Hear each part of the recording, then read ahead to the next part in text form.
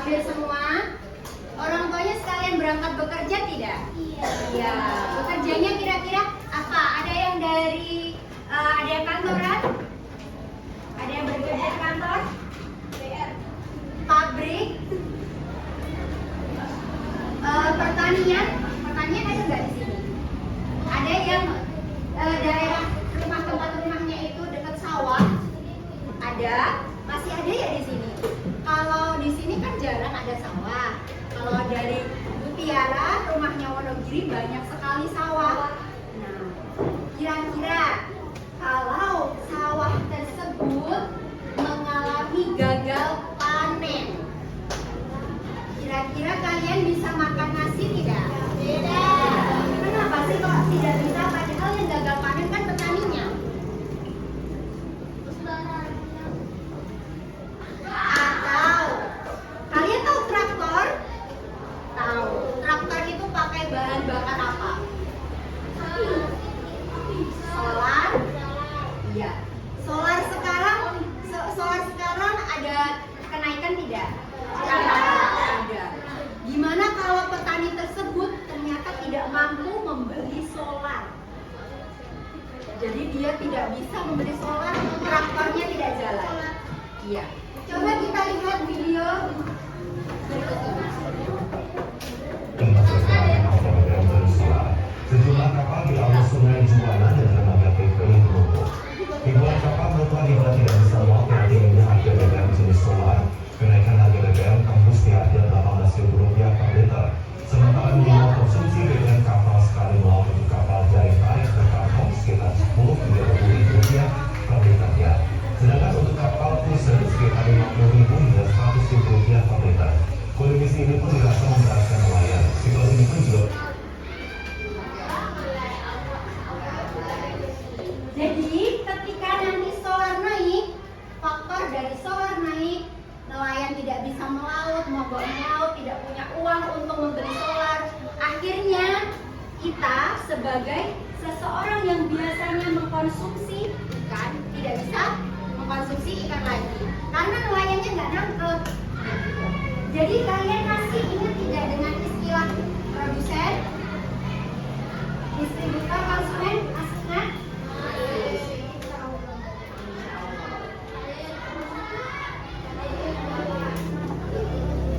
Jadi produksi itu adalah kegiatan menghasilkan KBK terpaksa berhutang untuk mencukupi kebutuhan sehari-harinya. Kemudian distribusi adalah kegiatan menyalurkan. Kalau konsumsi adalah kegiatan mengantarkan barang. Siapa sih aktor dari produksi? Yaitu produsen. Cuma dibedakan sen. Kemudian distribusinya jadi beda lagi. Kalau konsumsi menjadi konsumen. Contohnya bagaimana? Contohnya produksi itu kita tadi petani menanam padi di sawah. Ada lagi nelayan menangkap ikan. Kalau menjahit baju kira-kira produksi atau distribusi? Produksi karena menghasilkan barang walaupun dia disetori sebuah kain. Kemudian nanti distribusinya ada pedagang di pasar, yang menyalurkan hasil jahitan si penjahit. Lalu konsumsinya kita memakan nasi di rumah atau kita memakai baju. Nah, perjalanan sepiring nasi tadi seperti ini. Petani dulu memproduksi padi, kemudian pedagangnya menjual beras, yaitu distribusi. Kemudian nanti kita makan nasinya, itu namanya konsumsi. Nah, seperti inilah peta ekonomi di daerah kita. Ada pertanian, perkebunan, perikanan, peternakan, industri. Kira-kira di Solo ini, yang mana sih ekonomi di sekitar kita?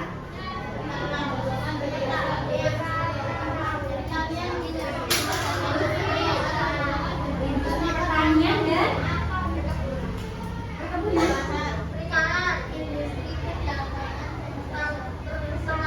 Kalau kita nangkap ikan di Solo itu di mana?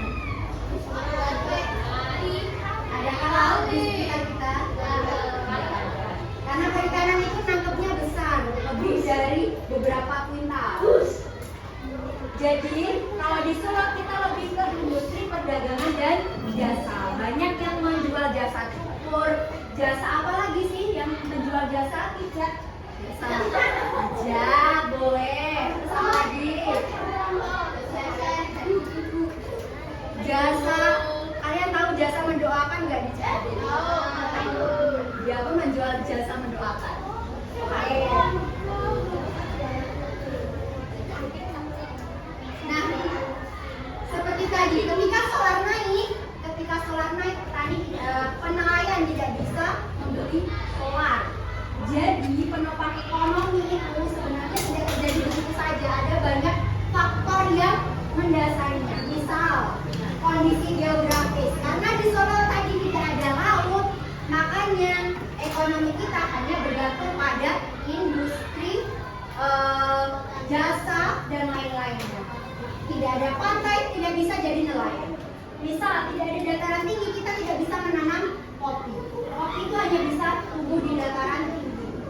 Kalau sumber daya alamnya subur, ada hasil tambangnya. Sedangkan di Solo ini kebetulan tidak ada tambangan. SDM-nya juga mempengaruhi. Bagaimana kita punya pendidikan, bagaimana kita bisa berketerampilan.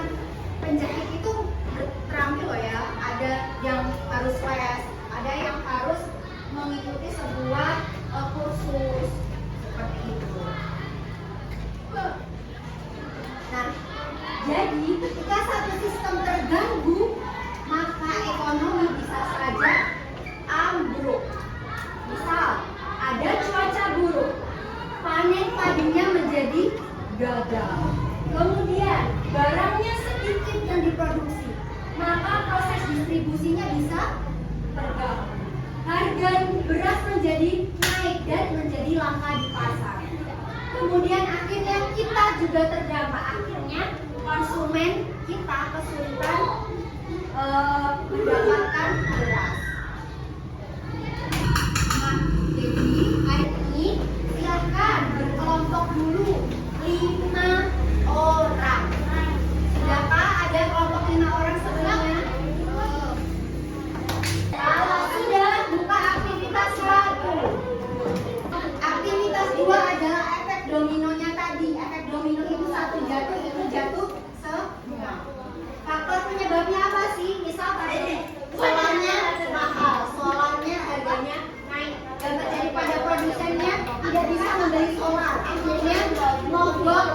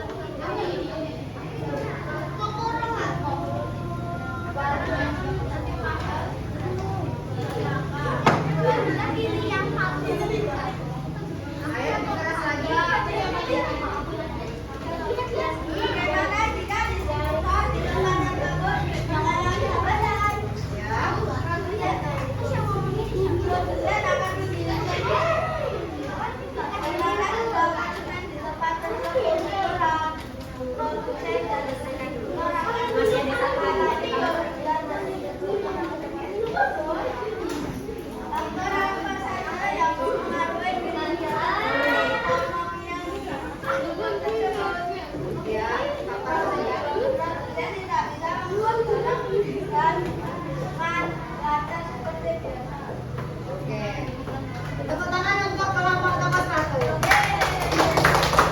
Selanjutnya silakan dari kelompok melakukan aktivitas yang aktivitas 2. Oke, silakan maju kelompok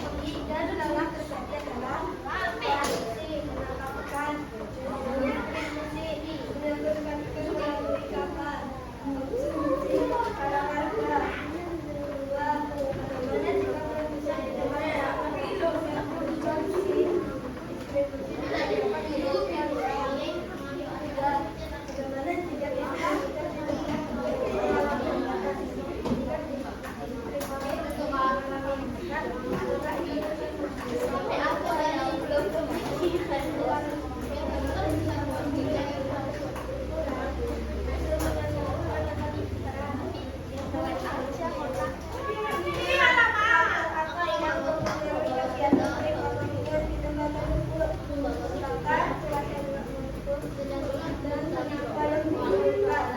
Oke, terima kasih dari kelompok melakukan. Selanjutnya kelompok gadget sudah selesai. Selanjutnya aktivitas 2 dari kelompok toko emas.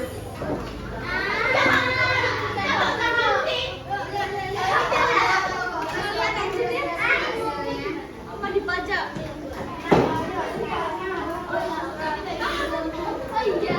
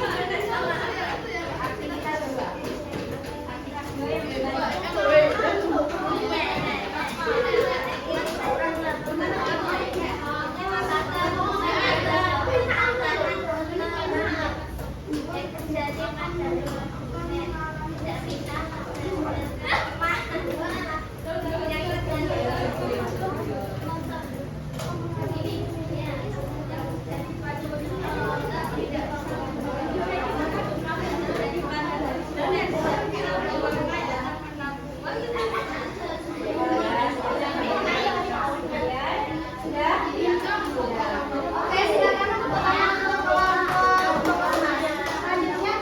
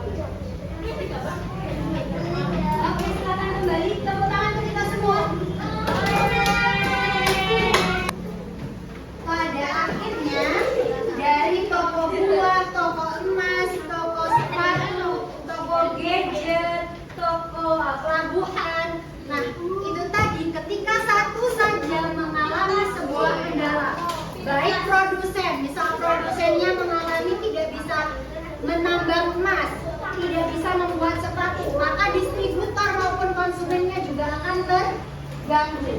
Ketika satu masalah bisa berdampak ke semua, karena ekonomi kita itu saling bergantung. Karena kita tadi sudah berkelompok juga, maka ibu akan bagikan soal evaluasi gampang saja. 5 soal dan 2 soal untuk menjelaskan.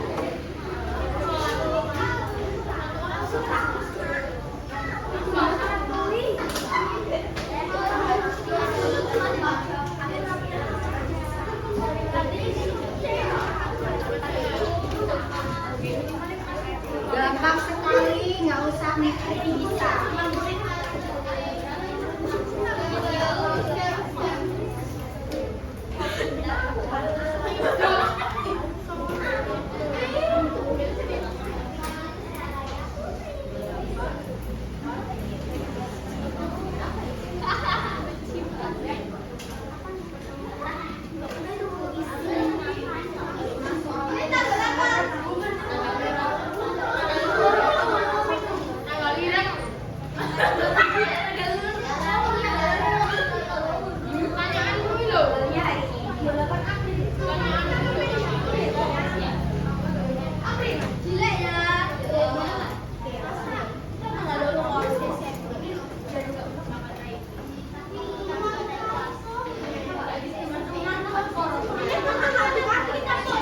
Sebelumnya saya mau berterima kasih kepada kalian karena udah bisa diajak bekerja sama, kemudian diskusinya antar kelompok juga berjalan lancar, jawaban-jawabannya juga bagus, hebat banget, bisa tahu mana gadget tadi, kemudian toko sepatu, toko buah, dan lain-lain.